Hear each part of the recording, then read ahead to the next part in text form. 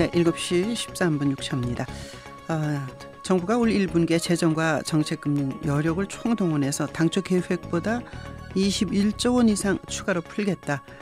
그만큼 경제가 어렵다 이런 얘기가 될 텐데 그런 가운데 오늘 국회 본회의에서 원샷법이 처리될 것 같은데 경제 관련한 얘기를 들어보도록 하겠습니다. 미 캔사스주 공정거래위원회 위원 삼성경제연구소 글로벌연구실 수석연구위원을 지낸 곽수정 박사입니다. 안녕하십니까? 네, 안녕하십니까? 네, 요즘 언론에 몇 번 나오시던데 어떻게 된 겁니까? 어디 뭐 입당하시고 뭐 출마하십니까? 그런 건 아니고요. 잘못된 방송이었고요. 네. 뭐 입당한 적도 없고 입당할 계획도 없고 그래서 그냥 뭐 방송 활동은 여전히 계속하고 있습니다. 안 그래도 어제 저에게 좋은 말씀을 주셔서 좀 감사하다는 말씀도 전하고 싶습니다. 아니 저는 이제 그 고정으로 이렇게 출연하시는데 예. 앞으로 계속 하시는 건가 안 하시는 건가? 왜냐하면 한 그 정당의 특보인가 무슨 뭐로 되신 걸로 제가 봤거든요, 신문에서. 그래서 여쭤본 겁니다. 그건 정당의 특보가 아니고 이제 뭐 개인적으로 도와달라는 말씀인데 그게 아주 좀 크게 난 모양이더라고요. 그래서 그건 좀 바로잡아야 될 필요가 있는 것 같습니다. 그렇군요. 앞으로 그럼 이제 계속 말씀하실 수 있는 거죠? 그럼요. 네.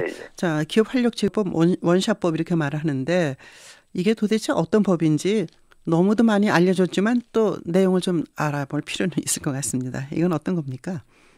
예, 말씀하신 대로 원샷이라 그랬으니까 한 번 쏴서 모든 것을 잡겠다 뭐 그런 내용이지 않겠습니까? 네. 이게 사실은 출발이 일본에서부터였습니다. 일본이 경제가 잃어버린 한 15년을 되풀이하다 보니까 1999년에 기업들이 좀 구조조정을 할 필요가 있다. 이 구조조정, 이합집산을 좀 잘 하게 만들어서 산업에 새로운 활력을 불어넣자. 그래서 일본이 산업활력법을 만들었는데 우리나라에 뭐 잘 아시겠지만 이현재 새누리당 의원이 2015년 7월 9일 날 산업통상자원위원회에서 이거를 발의를 한 것 같습니다. 우리도 좀 기업들이 구조조정을 하려고 할 때 인수합병 등을 해야 되는데 기업이 인수합병 서로 사고팔고를 하려고 그러면 이게 과연 국가전법에 위반이 되는 건지 아니면 세금은 어떻게 내야 되는지 또 이게 올바른 상거래 행위에 해당하는지 여러 가지 법들이 존재하지 않겠습니까?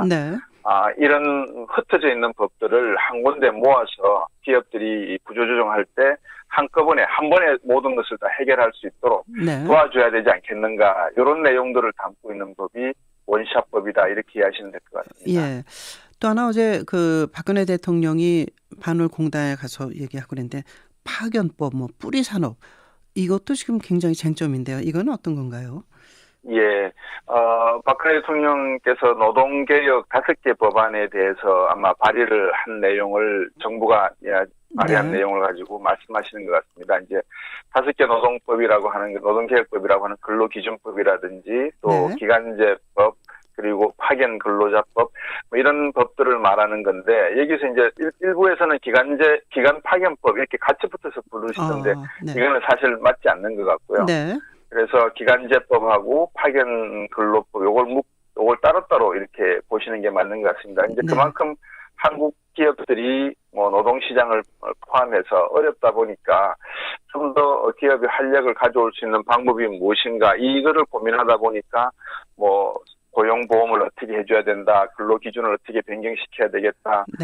또 일하다가 다치면 어떻게 산업재해 보상을 해야 되겠다. 이런 내용들을 아마 담고 있는 게 노동시장 개혁 5대 법안이다. 이렇게 보시면 될 것 같습니다. 그 외에도 지금 뭐 정부가 고민하는 게 서비스 발전 기본법도 같이 이야기하고 있고요. 그래서 그만큼 우리 경제가 지금은 만만치 않은 상태에 있다. 이렇게 보셔야 될 것 같습니다. 그런데 이제 아까 말씀해 주신 그 원샷법이라는 게 주주총회를 무력화시킨다. 그리고 이제 재벌의 지배 구조를 더 강화시키는 거 아니냐. 재벌에 지원하는 거 아니냐 해서 더민주 쪽에 박영선 의원이 이걸 강력히 반대하고 있던데 이건 어떻게 보십니까?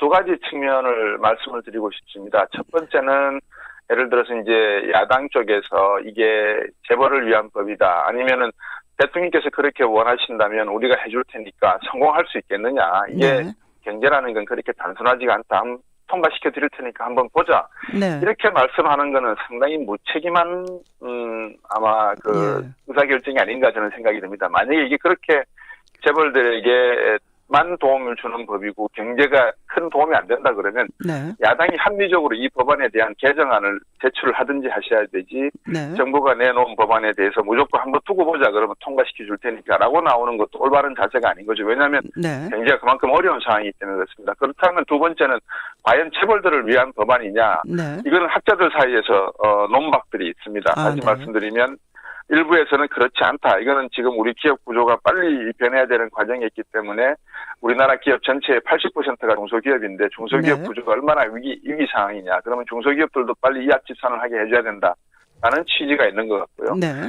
반대하는 쪽에서는 아니 지금까지 가만히 있다가 왜 이런 법안들이 나오게 되느냐. 결국 법안이라고 하는 것은 우리 박형수 전 의원께서 잘 아시겠지만 로비가 있는 부분이 분명히 있으니까 이 로비는 어디에서 들어왔겠느냐. 재벌들이 구조조정이 필요하니까 요구하는 거 아니냐. 네. 노동개혁 5법도 들다 보면 파견법도 기간을 4년으로 연장한다든지 또 전문 직종으로 확대한다든지 이런 것들도 결국은 해고를 쉽게 하기 위한 모양이니까 해고가 네. 따를 수밖에 없는 것은 기업이 구조조정을 하는 과정에서 나타나는 현상이니까 네. 이런 모든 것들이 서로 묶여있다 그러면 결국 이거는 대기업의 구조조정을 위한 것이고 대기업 근로자들을 위한 사전 안전망 조치 장치니까 결국 재벌을 위한 법안이 네. 아니냐 이런 내용들을 가지고 논쟁을 하는 것 같습니다. 네. 참 이제 경제가 굉장히 복잡한 것 같아요. 네, 그렇습니다. 네. 단순했으면 하는 게 이제 보통 우리 이제 국민들의 생각이실 텐데 기업 활력을 찾을 수 있도록 하는 게 어떤 게 있을까 막 고민이 되는데 곽수영 박사께서는 어떤 게 있을 것 같습니까? 이런 시점에서 더군다나 어제 이제 유력 경제부총리가 취임한 지 한 20여일 만에 경기 부양 카드를 다시 꺼내 들었지 않습니까? 네. 뭐 미니 경기 부양이라고 그럴까 조기 집행하겠다는 건데 그건 또 어떻게 보십니까? 우리 경제가 지금 어떤 상황인가를 알기 위해서는 크게 세 가지를 먼저 말씀드려야 될 것 같습니다. 네. 첫 번째는 중국 경제가 급격히 둔화되고 있는 모습을 보여주고 있는데 그 내용들은 중국 수출이 어려워지고 있고 중국 금융시장이 어려워지고 있고 금융시장이 어려워지고 있는 배경에는 중국 부동산 시장이 서서히 무너지고 있고 그 네. 배경에는 중국 기업들이 해고가 증가하고 있는 모습이 나타나고 있습니다. 네. 두 번째는 일본이 이 엔화를 갖다가 더욱더 풀어서 엔화 환율을 떨어뜨릴 가능성이 있고 그러다 보니까 중국도 경제가 위험해지는 과정 속에서 중국 위안화가 더욱더 절하되는 과정, 값이 떨어지는 과정에 있고요. 네. 세 번째는 미국 경제가 그다지 단단하게 성장하고 있지 않는 것 같습니다. 네. 그 와중에 유가가 떨어지고 있음에도 불구하고 크게 세계 경제, 미국 경제에 도움을 주지 못하고 있고 오히려 중동 산유국 경제를 발을 잡고 있는 바람에 네. 세계 경제가 오히려 둔화되고 있는 모습이 아닌가. 이런 전반적인 세계 경제 흐름이 왜 중요하면 우리나라 경제는 수출해서 먹고 사는 경제이기 때문에 네. 세계 경제가 좋아야 되는데 우리 경제가 어렵다. 그러면 우리 경제가 어려워지는 과정 속에서 우리는 정부는 어떤 대책을 내놔야 되느냐. 정부는 사업을 해서 돈을 벌어들이는 기관이 아니지 않습니까? 그렇죠. 국민들 세금으로 걷어들여야 네. 되는데 네. 그러면 경제가 좋으면 세금을 뭐 얼마든지 내지만 경제가 어려운 상황에서 세금이 제대로 안 거칠 거란 말입니다. 네. 그런데 네. 정부는 21조의 추가 경정 예산을 편성을 해서 돈을 더 쓰겠다고 한다는 말은 국민들로부터 돈을 더 걷겠다는 말인데 그러면 국민들이 이미 담배값도 올렸고 소주값도 올린다 그러는데 어디서 네. 더 돈을 내야 되느냐라는 또 질문이 생기게 되죠. 네. 이런 과정 속에서 결국 우리나라 경제의 해법은 무엇이 있느냐.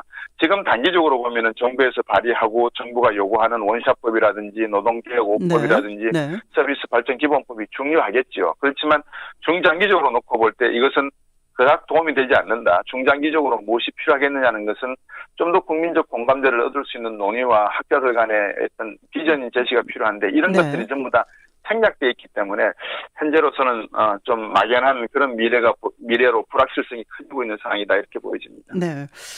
그 화끈한 대답을 기대했는데 확실한 대답이 없으신데 말하자면 이제 소비가 침체되고 투자 심리가 악화되니까 이걸 막겠다. 그래서 재정을 빨리 투입하겠다는 게 이제 정부 입장인 것 같은데 사실은 수출 잘 안 되고 있고 내수를 살려낼 힘이 있어야 되는데 그것도 어렵다면 뭘 어떻게 해야 되죠? 결국은 이제 화끈한 대답을 원하신다고 하셨으니까 네. 제가 화끈하게 방송용으로 적절할지는 모르겠습니다만 네. 국민들이 일정 기간 동안 피똥을 싸시는 기간이 있을 수밖에 없다는 생각이 듭니다. 네.